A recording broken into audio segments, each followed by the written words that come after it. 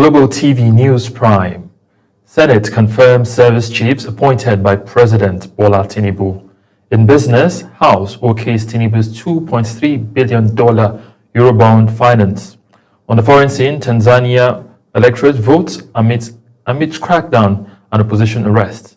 And in sports, Peter Obi pledges support for National University Games. Hello and welcome to all our viewers in Nigeria and around the world to News Prime on Global Television, coming to you live from the nation's capital, Abuja. I am Mukhtar Kasim. A quick reminder that Global Television is on DOSTV, channel 365, and on Star Times, channel 276. And now the news in details. The Nigerian Senate has confirmed the service chiefs appointed by President Bola Tinubu. The confirmation followed the screening of the Chief of Defense Staff and the service chiefs in Abuja. Our correspondent, Topsy Gimba, has details. Moving on, the push to create a legislative security directorate in Nigeria's National Assembly is gaining momentum. State assemblies and parliamentary staff are backing the proposal, but some security agencies warn it could create conflict in the system. National Assembly correspondent Anita Patrick has the details.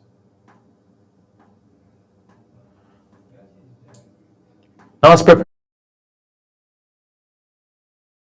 the commissioning ceremony held at the university's main campus in Kefi, dignitaries, university officials, and TED Fund representatives to celebrate the completion of the 2020-2021 Merge Annual Intervention Project, a 717 million naira facility. We apologize for that mix-up. Now, as preparations intensify ahead of Anambra State's governorship election, the Independent National Electoral Commission (INEC) has reaffirmed its readiness to conduct a free, fair, and credible election. The Commission, in collaboration with the Interagency Consultative Committee on Election Security, says all necessary measures have been put in place to ensure a peaceful exercise. Sadia Yakubu reports. Moving on, Nigeria and the European Union have resolved to strengthen diplomatic relations and to chart a new chapter in interstate and interparliamentary relations. Our correspondent, Ramzi Enoch Agbo, has the details.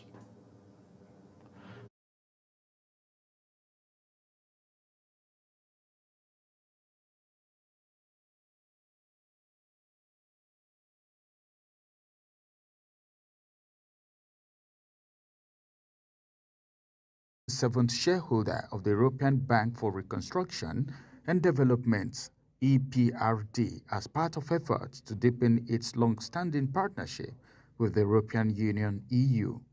The Minister of Foreign Affairs, Yusuf Tuga, announced this during a meeting with a visiting delegation from the European Parliament's Foreign Affairs Committee in Abuja. We have a lot of lessons to learn from the European Union that incidentally also is still talking about how to integrate more. So it gives us hope, and it is clearly a model that we seek to emulate, and we are rest assured here to do whatever is necessary to strengthen those ties, the existing ties, and to continue to work and collaborate with the European Union. Speaking on behalf of the delegation, David McAllister, a member of the European Parliament's Foreign Affairs Committee, said the six-member team was visiting Nigeria to better understand developments in Africa, particularly in West Africa, as he described Nigeria as a strategic partner and a major political and economic power in the region. Nigeria is considered as a strategic partner for the European Union. We have a long-lasting, good and close relationship based on shared values and also on joint interests. The European Parliament's Foreign Affairs Committee travels with smaller delegations a few times a year to other parts of the world, and we mainly travel to get to know better the countries, to understand better the challenges these countries are facing, also the opportunities these countries have. And we are also there to very carefully listen visit was a reflection of Europe's recognition of Nigeria's central role in Africa's future. Ramsey Enoch Agbo reporting for Global TV News. Let's take you back to the National Assembly and tell you that the Nigerian Senate has confirmed the service chiefs appointed by President Bola Tinubu. The confirmation followed the screening of the Chief of Defense Staff and the service chiefs in Abuja. Our National Assembly correspondent, Topsy Gimba, has the details.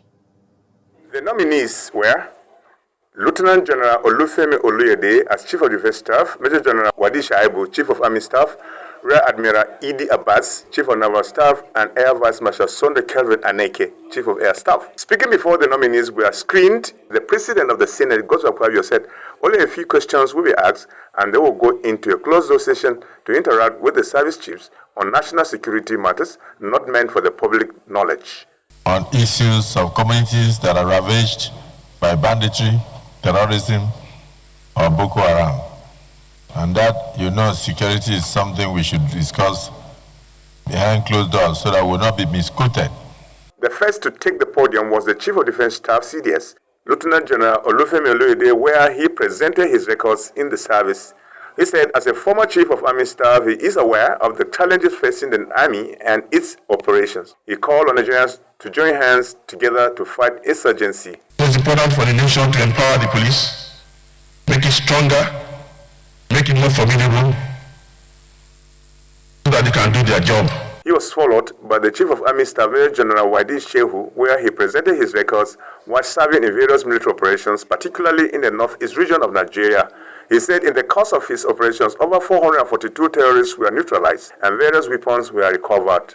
He assured Nigerians that more will be achieved in the fight against terrorism and banditry in the country. I have been privileged to have various honors and awards ranging from the Meritorious Service Star, the Grand Service Star, that culminated with the Field Command Medal, Field Command Medal of Honor, and the Nigerian Army Outstanding Operation Medals. Also standing at the podium was the Rear Admiral Idi Abbas, Chief of Naval Staff. He said he has served in various capacities and pledged to do more in his new role to free Nigeria waterways from criminal elements. To my mind, may remind relatives and family members of those that they have named to think in another direction. The Chief of Air Staff, Air Vice Marshal Sunday Kelvin Aneke, presented his records of service as an air officer. Our liberties and aspirations through the instrument of air power in conjunction and synergy with both my colleagues in the military and the other security organizations. Many senators asked questions. Among them were Muhammad Mungunu Bononov, Issa Jebre Kogi and Abdul Ningi Bochi Central. With the latest being 6 Super Tucanos at the cost of $1.2 billion for appointing General W. Shaibu as the Chief of Army Staff. He has taken this job as a do-or-die affair. After the screening exercise, the Senate went into a closed-door session with the service chiefs. Topsy Gimba reporting for Global Television News. The push to create a legislative security directorate in Nigeria's National Assembly is gaining momentum. State assemblies and parliamentary staff are backing the proposal, but some security agencies warn it could create conflict in the system. Our National Assembly correspondent, Aniete Patrick, has details. It was a day of mixed reactions at the National Assembly as lawmakers, security chiefs, and other stakeholders debated a new bill seeking to establish a special directorate to oversee parliamentary security. Chairman, House Committee on Internal Security, Garba Mohammed, says the bill aims to adopt global best practices in parliamentary security and safeguard the operations of the National Assembly. Effective security management needs a total approach that requires various elements to be integrated together in order to secure our environment for legislative procedure to function effectively and maximally. That is why this bill is very important, because it seeks to address all the challenges as aforesaid and adopted world-based practices of parliamentary security procedures and architecture. But not everyone is fully sold on the idea. Representing the Inspector General of Police, AIG Emmanuel Aino, warned that a separate directorate may duplicate existing rules. The Nigerian Security and Civil Defense Corps also raised caution, citing systems in countries like the United States and Canada where police play the primary role in parliamentary security. Yet state houses of assembly are lining up in support, calling the proposal timely and necessary. At this very important point in time, we really need this piece of legislation to help and enforce, fortify, and improve our nascent democracy. The Parliamentary Staff Association of Nigeria also declared its full support. On concerns over whether the new corps would bear arms, the National Assembly Sergeant-at-Arms says only trained officers would be permitted. The Sergeant-at-Arms shall be involved in the recruitment process of all personnel of the Directorate in terms of training, sensitization, and induction, bearing in mind paramilitary nature of the duties expected of such personnel. The committee is expected to review all submissions before presenting the bill for further legislative action as the debate continues on how best to secure Nigeria's parliament. From the National Assembly, Anie Patrick, reporting for Global TV News. And now to electoral matters, where as preparations intensify ahead of the Anambra State governorship election, the Independent National Electoral Commission (INEC) has reaffirmed its readiness to conduct a free, fair, and credible election. The Commission, in collaboration with the Interagency Consultative Committee on Election Security, says all necessary measures have been put in place to ensure a peaceful exercise. Our correspondent, Sadia Yakubu, gives us the details. The Independent National Electoral Commission, in partnership with the Office of the National Security Advisor, convened the regular quarterly meeting of the Interagency Consultative Committee on Election Security in Abuja as part of final preparations for the Anambra governorship election. Welcoming participant, INEC Chairman Professor Josh Amopita expressed appreciation to members of the security and intelligence community for their continued collaboration, describing the meeting as a crucial step in ensuring a safe and credible electoral process. As we are all aware, the Anambra election is scheduled for Saturday, 8th day of November 2025, just 11 days away. Following a week-long comprehensive readiness assessment conducted across the states, the Commission is confident in affirming its full preparedness for the polls. The election just 11 days away, Professor Amopita announced that INEC has completed a comprehensive readiness assessment across Anambra State, expressing confidence that the Commission is fully prepared for the November 8th poll. The INEC chairman commended the efforts of security agencies in creating a safe environment, emphasizing that credible elections are only possible where security is granted. Representative of the Police, Department for State Security, and the Nigerian Security and Civil Defense Corps, and the military assured of robust deployment and coordinated patrols before, during, and after the election, pledging to maintain law and order across all polling areas. Representing the National Security Advisor, Nuri Bado, Director of Internal Security, Hassan Yahya Abdullahi, highlighted the extensive security arrangements put in place to deter violence and ensure a smooth process. Any form of violence during the elections will be met with strong, uncompromising response. Nigerian Police, the lead agency for election security, along with other security agencies, stands prepared and resolute to maintain a secure environment during the Anambra State governorship election. We call upon all citizens to collaborate and commit to a peaceful electoral process. The Nigerian Police Force, as the lead agency for election security, reaffirmed its readiness to safeguard voters and election officials, urging citizens to conduct themselves peacefully and uphold democratic values throughout the process. Sadia Yakubu, reporting for Global Television. And there was wild drama at the National Assembly as officials of the Joint Admission and Matriculation Board, JAMB, staged a walkout during an investigative hearing of the House Committee on Basic Education and Examination Bodies. The inquiry, chaired by Obudu Ofoji, was convened to scrutinize JAMB's 2023 and 2024 budget performance, its remittances to the federal government, as well as bank statements detailing revenue inflows and expenditure. Anita Patrick reports.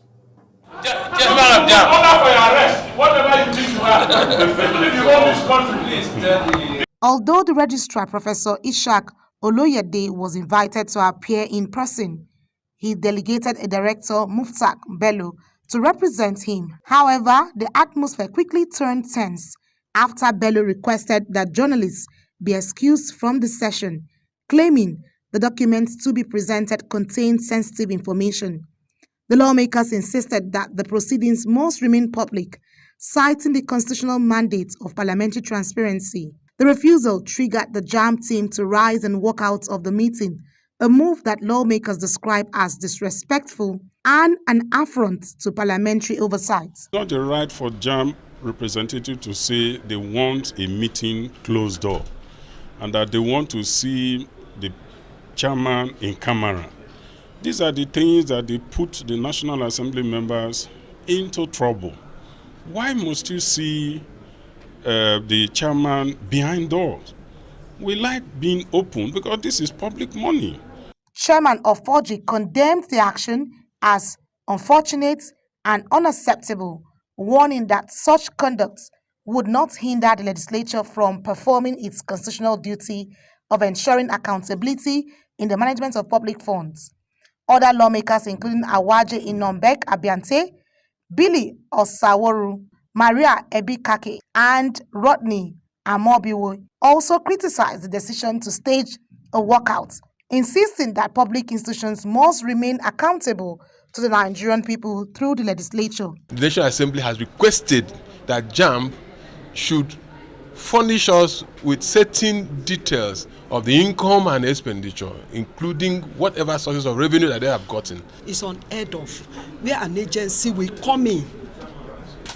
For us to oversight an agency, then the authority, the agency will tell us that, sorry, we would like to see you in private. The committee consequently issued a summons directing the JAMB registrar to appear before it with his full management team by next Tuesday or face sanctions in accordance with Section 88 and 89 of the 1999 Constitution.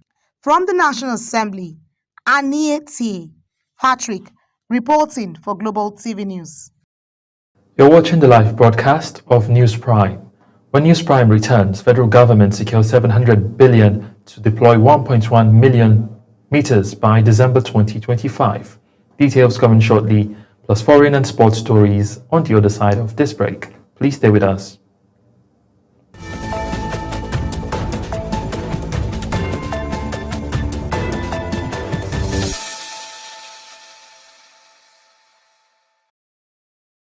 Back from that break, and now to business news, where the federal government has secured about 700 billion naira from the Federation Accounts Allocation Committee to finance the deployment of 1.1 million electricity meters across Nigeria by December 2025.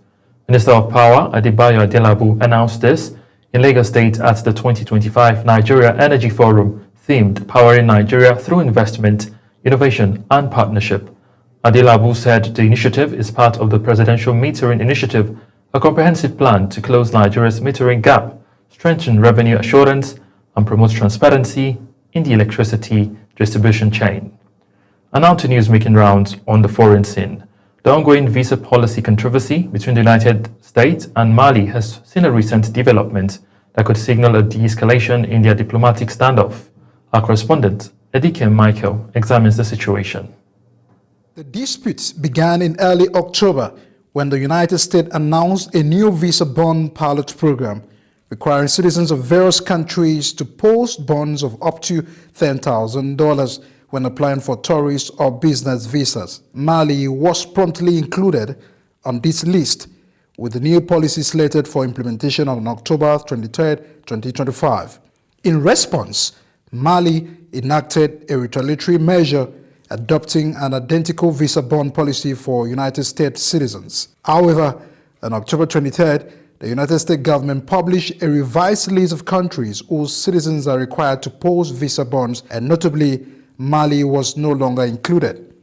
This change indicates a relaxation of the United States visa policy stance towards Mali amid ongoing diplomatic negotiations. Reacting to the development, Hein Donkham, senior lecturer at Eastside University, urged the United States to review and possibly modify the policy to prevent it from disproportionately affecting certain nationalities. I think actually this is very concerning, because obviously after the tariffs that have been imposed by Donald Trump, we are entering a new phase now where these restrictions could enter the U.S. and other countries into what we describe as immigration or visas as well, war, which can as well lead to restrictions on American citizens entering these countries. So I think this is really concerning. Washington has used visa policies as a means of political pressure on several African nations in the past couple of months. But this recent decision is seen as a positive step towards improving the bilateral relations, potentially easing travel restrictions and promoting increased cooperation. But nations have yet to make official statement on the matter, but analysts suggest that this move could pave the way for further diplomatic and economic engagement. Edikan Michael reporting for Global TV News. Let's now take you to Tanzania and tell you that voters have gone to the poll amidst an atmosphere of fear and intimidation as the country held an election largely devoid of participation of oppositions. Reports suggest low voter turnout across major cities, with security forces deployed heavily to forestall any protest. Our correspondent has the details. Polling stations in Dar es Salaam, Tanzania's largest city, saw sparse attendance, with many citizens deterred by security threats and the absence of real competition. The main opposition figures, including former presidential candidate Tundu Lissu, were either jailed, barred from contesting, or forced into silence. Amnesty International and Human Rights Watch have accused the government of orchestrating a campaign of repression marked by arrest, disappearances, and attacks on dissenting voices. President Samia Suluhu Hassan, seeking to consolidate her hold on power, faces little resistance after years of shrinking civil space. Critics say her administration has continued the authoritarian legacy of her predecessor, John Magufuli, despite earlier hopes for reforms. Meanwhile, reports of abductions, including that of former ruling party spokesman Humphrey Polopole, has deepened public fear. With polling stations nearly empty and opposition voices silenced, many observers fear Tanzania's democracy is sliding further into authoritarian rule as the country's leadership tightens its grip ahead of what it calls a decisive mandate for stability. Mukhtar Kasim, reporting for Global Television News.